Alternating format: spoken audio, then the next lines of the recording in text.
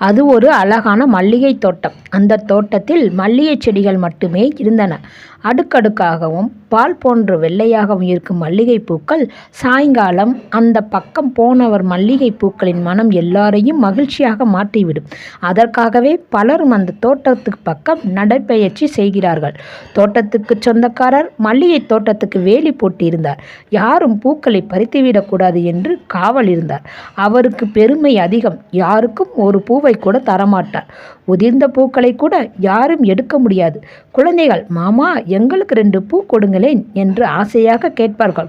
முடியாது என்பார். பெண்கள், அண்ணா எங்களுக்கு 2 பூ கொடுங்களேன் என்று கேட்பார்கள். போங்கள் என்பார். வயதான பாட்டிகள், தம்பி எங்களுக்கு 2 பூ கொடே என்று கேட்பார்கள். தர முடியாது என்பார். அதன் பிறகு யாரும் கேட்பதில்லை. மல்லிகை பூக்களுக்கு வருத்தம். யாருக்கும் பயன்படாமல் போகிறோமோ என்ற கவலை அடைந்தன. இரவில் கூடி பேசின. காற்று வீசியது. மறுநாள் காலையில் தோட்டத்துக்கு சொந்தக்காரர் வந்தார். மல்லிகை பூக்கள் செடியில் இல்லை. ஊருக்குள் ஒவ்வொரு வீட்டின் முன்னாலும் மல்லிகை பூக்கள் கிடந்தன. மல்லிகை பூக்களின் வாசனையால் வீட்டில் உள்ளவர்கள் எழுந்து கதவை திறந்து பார்த்தார்கள். வாசலில் மல்லிகை பூக்கள் வெள்ளை வெள்ளை என்று சிரித்து கொண்டிருந்தன. தோட்டத்துக்கு சொந்தக்காரர் எல்லோரிடம் சண்டை போட்டார். அவர்கள் பூக்களை திருடி கொண்டு வந்துவிட்டார்கள் என்று குற்றம் சாட்டினார். தங்கள் வீட்டு வாசலில் மல்லிகை பூக்கள் கிடந்தது யார் கொண்டு வந்து வைத்தது என்று தெரியாது என்றார்கள். தோட்டத்துக்கு சொந்தக்காரர் தோட்டத்தை சுற்றி இன்னும் கூடுதலாக வேலி போட்டார். 4 திசைகளிலும் காவலுக்கு ஆட்களை நிறுத்தினர். நள்ளிரவில் மாயமாக ஒரு காற்று வீசும். அதன் பிறகு அந்த தோட்டத்து மல்லிகை பூக்கள் இருக்காது. இப்படியே தொடர்ந்து நடந்து கொண்டிருந்தன.